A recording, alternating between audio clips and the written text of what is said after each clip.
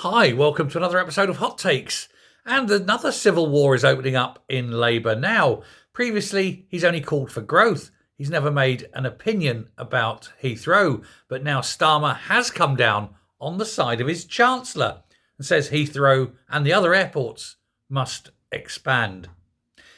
This, of course, puts him in a diametrically opposite position from Ed Miliband. And Ed, of course, is stamping his feet. Ed says he's going to absolutely make sure that the airports don't expand. He says he has that brief. He has control over things like this.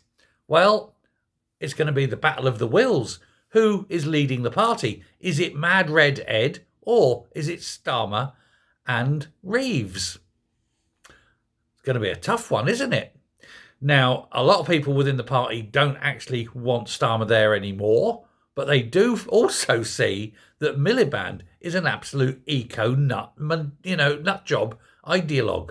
They can't stand him either.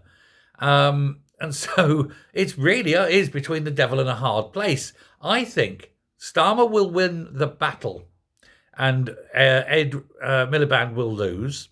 But then ultimately Starmer will lose the war and be cast from office. It's hard to tell. But he is coming out and he's saying growth is the most important thing and that we need a lot of growth and we need it quickly. He says, and the airports is one way. Now, the PM and Reeves were at a meeting yesterday. They were in central London talking to business leaders, talking to leaders of industry, leaders of finance, that sort of thing, and saying that Heathrow expansion is vital to the nation. Starmer said the words.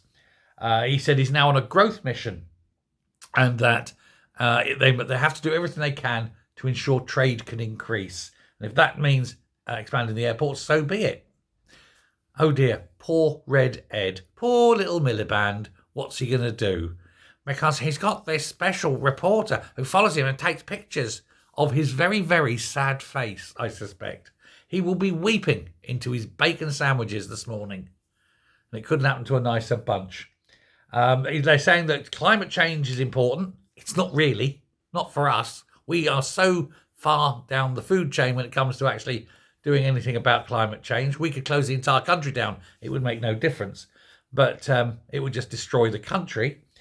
He said, you can put that to bed. He said, but we've got to care about climate change, but we have to grow the economy. Well, you could try not taxing everything. That would be sure to do it. You could try to go and kiss the arse of every non-dom and try and bring them back to the country. The only trouble is they weren't paying tax before. The only way you can bring them back is to offer them taxpayers' money. Please don't.